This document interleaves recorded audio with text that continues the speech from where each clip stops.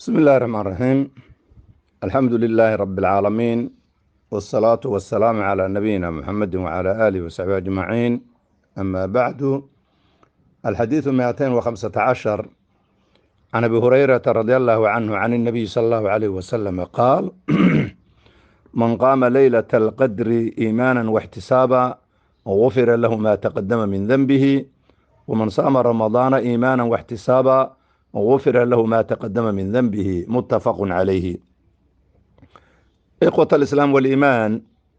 ما أنت تاريخ الإسلام كي تهي تضبي طبنكي بشي سقالات رمضان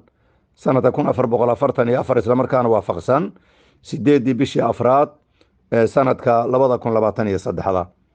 عنه كتير كتاب كان المنتخب من صحيح السنة النبوية قيبه سلباد رمضان يفضائش سياحة كامتيسة إيوه حياب بدن oo soo dhaxgalina oo ku saabsanaa tajdiidul iimaan fi alqulub iyo waxyaabaha qulubta jilciya ma yuraqiqu bi marka alqalb qalbiga waxyaabaha jilciya iyo wixii ku saabsan baanu muddo ku soo jiray gabagabadii baanu maraynaa saad ogsoontiin ramadaankii 10kii dambe ayaa sii dhamaanaya maanta waa 17 weeyaan waxa ka laaban 10ka dambe waa 3 bari weey 3 bari kadib waxa la bilaabay 10kii dambe la bilaabaya إذا waxaan soo jeedsanayna habeenaha soo socda oo 10ka dambe fadaaisha khaaska ay leeyihiin waxa kamid ah laylatul qadr 10ka dambe laylatul qadr ka lagu sheegay idan dhowr baanu ka qaadanayna insha Allah taala ila 4 cinwaan baan maalmaha soo socda daba joog u qaadanayna oo laylatul qadr ka ku saabsan ciwaanka koobaad maanta aan qaadanayna waxa weeye fadlu qiyaami laylatul qadr fadlu qiyaami laylatul qadr ليلة القدر كقيام كيسة فضلك أوليهي عنوانك كلا كسو حقنا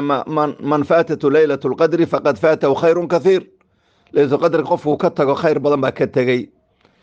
عنوانك كلا كسو حقنا ما ورد أن ليلة القدر في العشر الأواخر من رمضان ليلة القدر طبعا كالضمائين كتشرت رمضان كوحيابها الدلة كسو أرورتي عنوانك كسو حقنا ما يقال في ليلة القدر ليلة القدر كوحيابها الله ربقفك إلو كدو عيستو انت اصبان مارتي كدبنا اعتكاف العشر الاواخر من رمضان دانو كغادنا ان شاء الله تعالى بانو انها سان قادنينا marka maanta ciwaankeena waxa weeyaan fadlu qiyaami laylatul qadr laylatul qadr ka istaagiisa qiyaamka iyo fadliga u leh xadiidkan waa xadiid muttafaq alayhi muslim iyo bukhari ba soo saaray qayb kamid horaan baan u soo qaadanay ama asagoo dhanba abu hurayra radiyallahu ta'ala anhu wardaaba wuxuu leeyahay rasuulka wuxuu yiri alayhi salatu wassalaam man qaama ninka istaaga ليلة القدر هبينك ليلة القدر كقيام الليل لك سمية لبشر دبو إيمانا رمين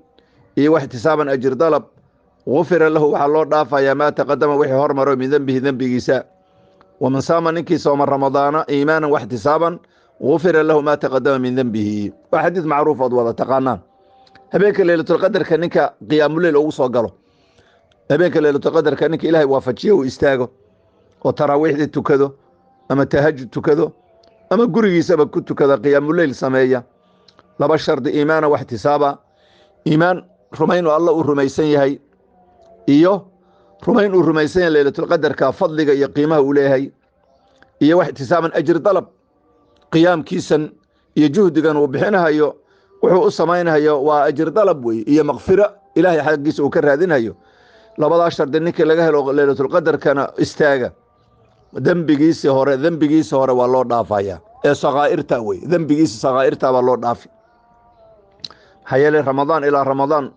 iyo salawaatul khamsa wa jum'ata ila jum'a mukaffiratun lima baynahun idha ijtunibat al kaba'ir ba dhunubtiisa hore waa la dhaafi bali idan ikhwati fillah halka waxa ku tusanaysaa laylatul qadr ka fadliga u leeyahay ninkii laylatul qadr qiyaamkeeda sameeya asagoo rumaysan iimaan maarta ilaahay rumaysan wacdigiisa iyo ballanqaadkiisa iyo boohiisa رميسان ليلة القدر كي فضل إلهي رميسان احتساب يا أجر طلب يا مغفرة رادسنا ويستاغو إلهي سبحانه وتعالى ذنبك سورو دافايا ومن صام نكي صام رمضان إيمانا واحتسابا أذن السيدو كالويان رمين إلهي ورميسان يهي إيا وجوبك رمضان كو رميسان يهي إيا بلنقاتك إلهي سمايو رميسان يهي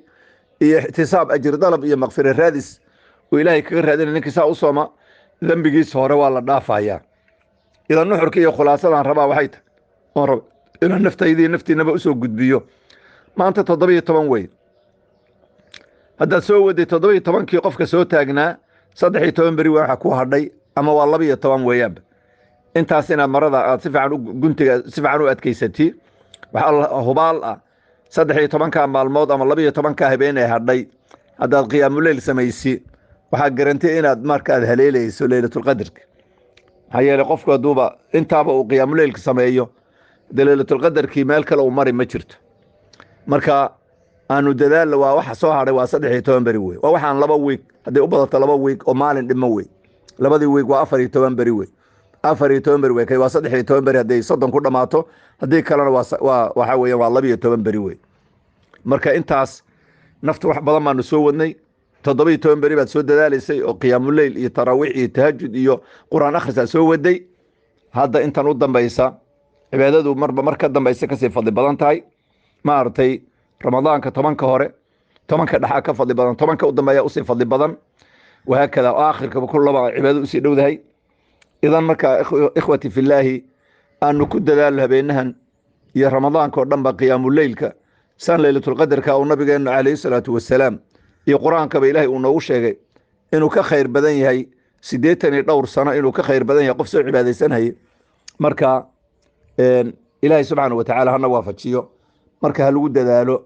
man qama laylatul qadri iimaana wa ihtisaba غفر له ما تقدم من ذنبه ومن صام رمضان إيمانا واحتسابا غفر له ما تقدم من ذنبه إذن waa muhiim weeyaan marka halka waxaanu ka qaadanayna qiyaamul leyl ma artay qiyaamul laylatul qadr laylatul qadr ka qiyaamkeeda fadliga iyo qiimaha u leh hay'ad dunuubtaada hormarto dhanba lagu dhaafaya marka ninkii laylatul qadr ka istaaga way idan fadligeeda iyo qiimaheeda ayaa halka aanu ka qaadanayna marka ikhwati fillah arinta lagu dadaalo إلهنا سبحانه وتعالى وحودي سننا بأسماء الحسنى وصفات العلى إنه حقا نتصنون إذا حق راعتان كيسا المربع حديث كلفظ كيسا دبع وخرنا يا الحديث 215 عن أبي هريرة رضي الله عنه عن النبي صلى الله عليه وسلم قال من قام ليلة القدر إيمانا واحتسابا غفر له ما تقدم من ذنبه ومن صام رمضان إيمانا واحتسابا